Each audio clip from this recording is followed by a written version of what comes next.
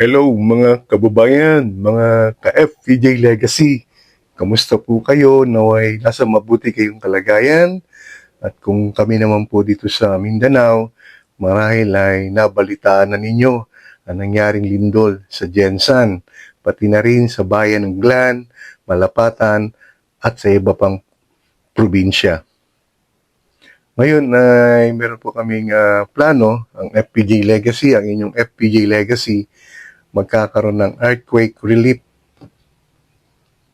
donation drive planning para dito sa mga kababayan natin. Matulungan natin kahit papaano mabigyan sila ng mga pangangailangan nila for the meantime ng bigas, sardinas, noodles, and most especially, importante, kailangan nila ngayon ay ang bottled water. So, lahat man tayo ay na biktima dito sa Jensan, pero kahit papano hindi maluba, hindi katulad na nangyari sa Sarangani at sa ibang bayan. Sa San Jose, magkaroon ng landslide, may mga bahay na nasira. So tayo, hindi man natin sila dapat pabayaan lang na nakakaangat. May mga empleyado, katulad dito sa KCCSM, wala silang pasok ngayon. Sarado yan, hindi pa pwedeng mag-operate. So pag no work, no pay sila. So kailangan natin maabutan sila ng konting ayuda. Yan naman ang adhikain ng ating the King. Marahil kung nabubuhay pa si FPJ, ginagawa rin niya ito ngayon. So tayo sa FPJ Legacy, pinapagpatuloy lamang natin ang adhikain ni FPJ.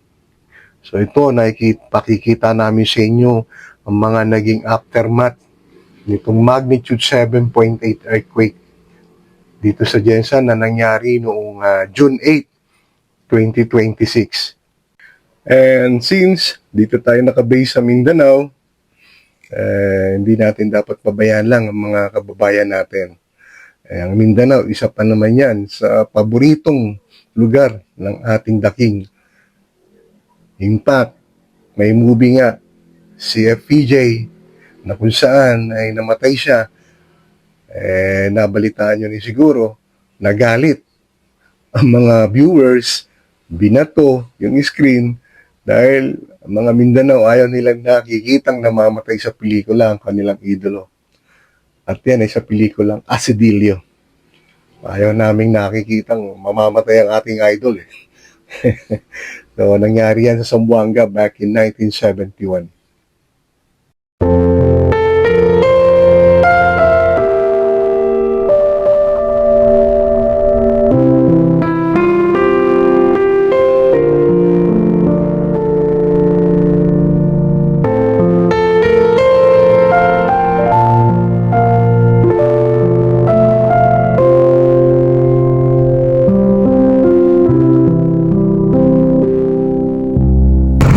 Nandito tayo ngayon sa McDonald's Lagaw.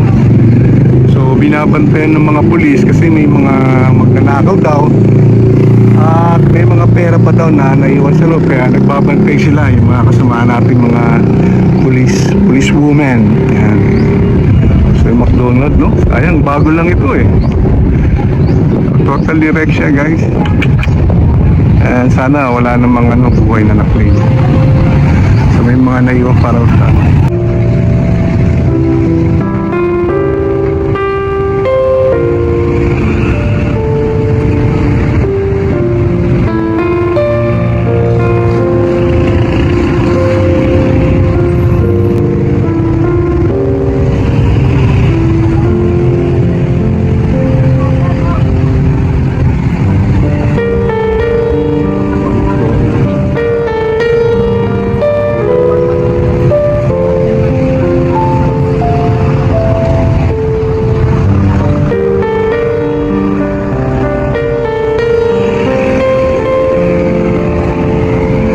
Kumusta ka dyan?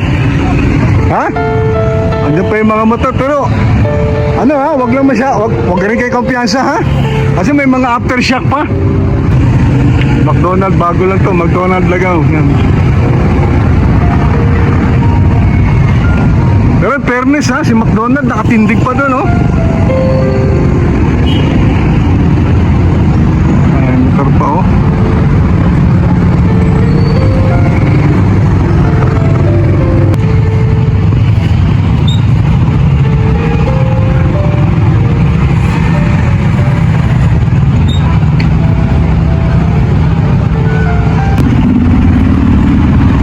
Ito yung KCC Mall of Jensan. Actually, bagong renovation lang ito eh. Pero hindi rin nakaligtas, no? Yung nangyaring lindol kahapon, June 8. Magnitude of 7.8. Yan.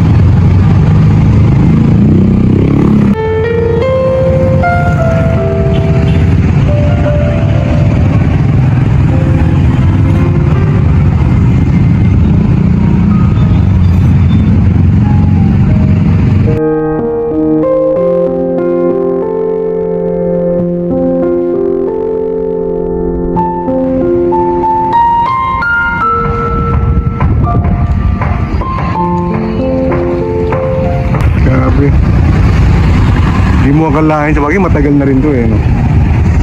18 years na. Oh, ito, 18 yun, mga security guard ng Notre Dame. Yeah. So dapat hindi kayo stay dun, delikado, di ba? Dito lang sir. Oh, ayan, dito lang sila. Ayan, dito lang. No, ayan.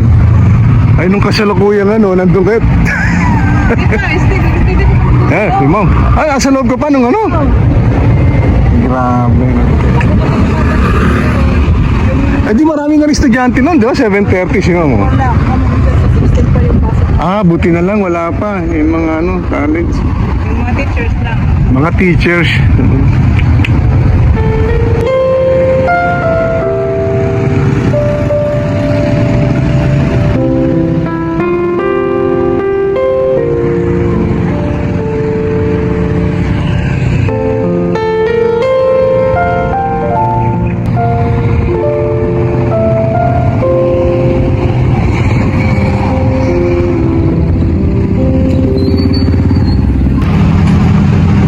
STI Jensen, nagkaroon din pala ng damage.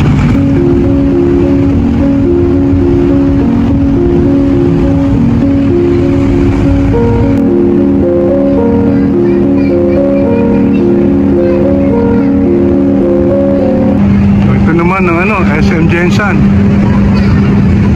Bali, ito yung parking area nila dyan, no? Bago lang din to eh. May nabagsak ang tricycle, oh. Ayan, nakita niyo yung tricycle, oh.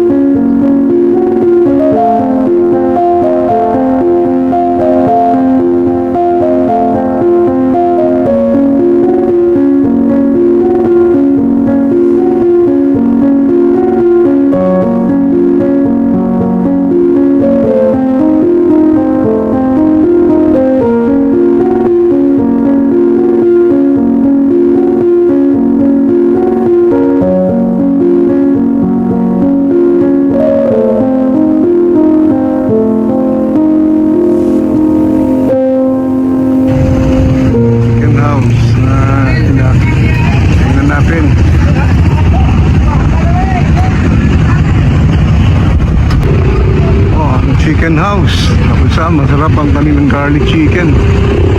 Hindi rin nakaligtas.